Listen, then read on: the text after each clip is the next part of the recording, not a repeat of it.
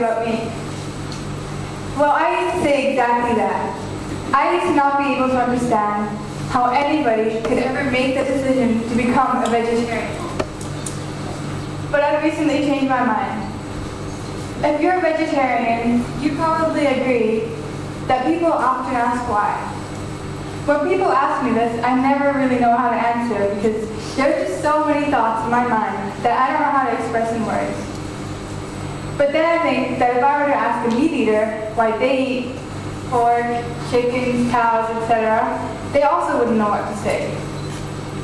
It has become normal for humans to eat other animals.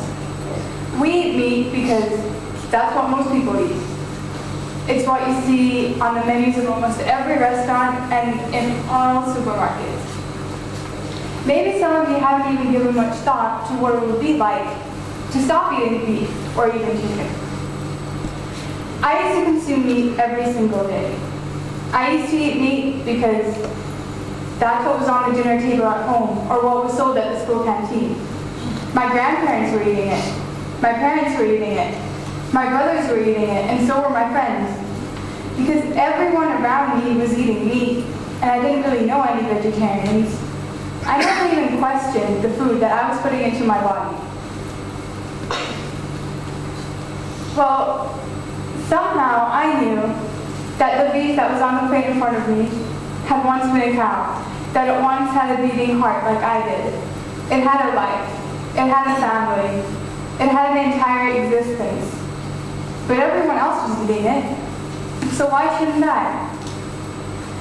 Well, what if I told you that you could have an enormous impact on the world by simply changing your eating habits?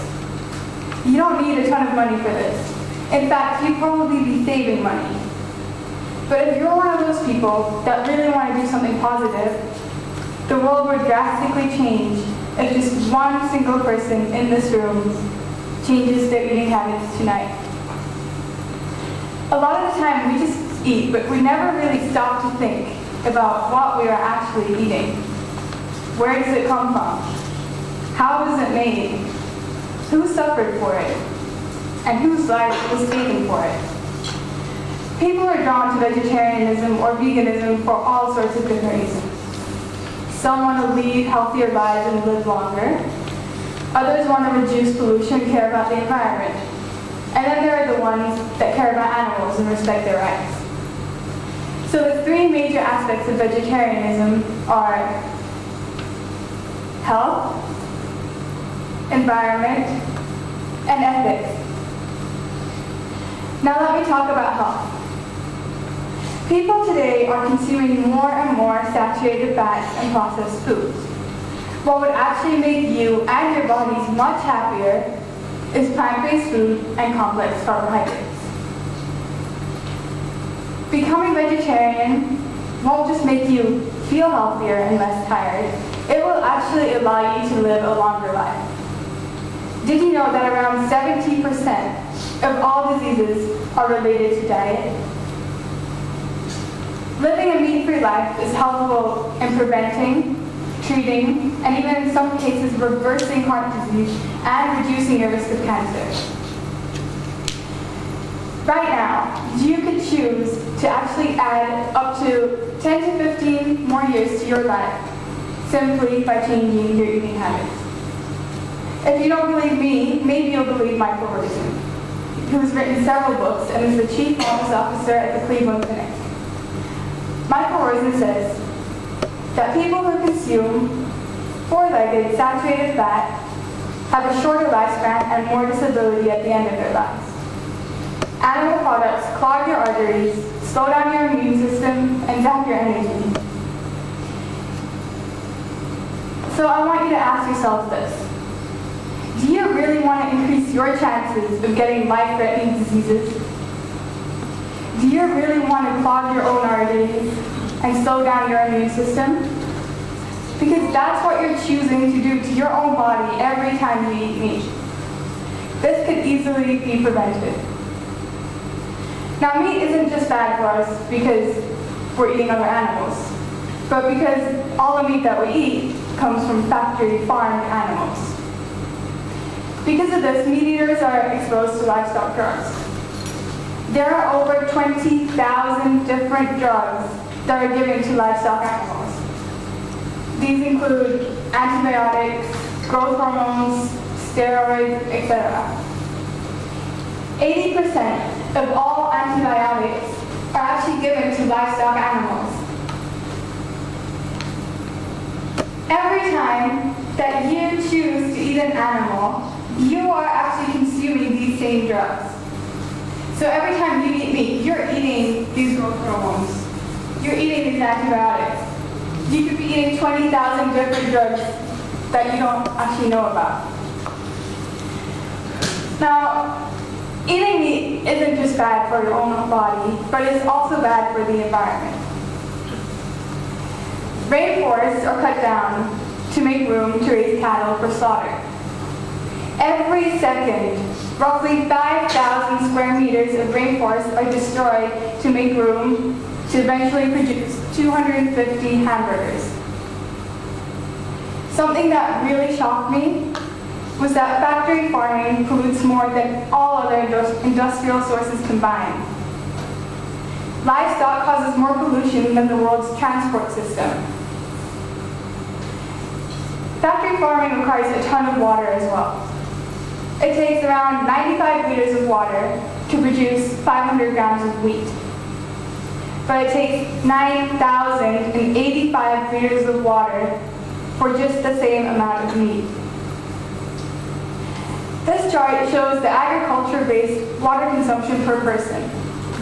As you can see, meat actually takes up more than 50% of the agricultural water footprint. So if you're one of those people that really care about the environment, the best thing you could do to save it is to change your eating habits. Because you can't say that you're an environmentalist as long as you're still consuming a lot of meat. It is often said that if slaughterhouses had glass walls, everyone would be a vegetarian. This is because we all possess ethical and compassionate characteristics. I know that if you saw the suffering and the cruelty, you would not be looking at your food in the same way. You see pictures of beautiful green farms with happy, healthy animals on so many food packages. Maybe you haven't even noticed this, but the next time you go grocery shopping, I want you to actually look at the milk cartons and at the butter packages. And maybe you will realize that there are a lot of happy cartoon animals on them. But the reality is that all this food comes from a factory, not from a farm. Because our demand for meat has become so large and is still growing, factories are forced to produce a lot of food on the smallest amount of land in the shortest possible time. Chickens are raised and slaughtered in half the time they were 50 years ago, and they are twice as large. Chickens are also selectively bred to grow so large, so fast, that their bones can't keep up with the growth of their fat anymore. Their fat grows so rapidly that their bones are too small to support all the weight, so they just collapse. Hens are crammed into tiny cages in which they do not have enough room to spread a single wing for their entire lives.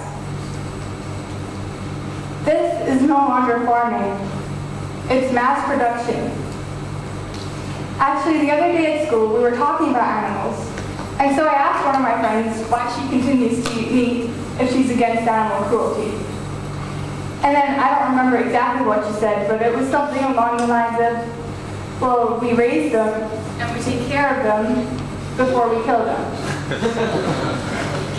And that's when I realized just how good food companies are at hiding the truth. Because we definitely do not take care of them before we kill them. People just don't know that from the day they are born to the day they are slaughtered, animals spend their entire lives crammed up into tiny cages in which they do not have room to turn around. These animals are deprived of veterinary care, exercise, and sunlight. They are living, breathing, thinking, feeling beings, just like we are, with senses that are actually very similar to ours. But for some strange reason, we have chosen to let them suffer at the rates of millions per day, just so that we can enjoy our steaks and burgers. You might think that slaughterhouses try to kill animals in the most humane way possible, because that's what they want you to believe. It's just not the truth. Maybe a long time ago, they really did try to kill animals more humanely.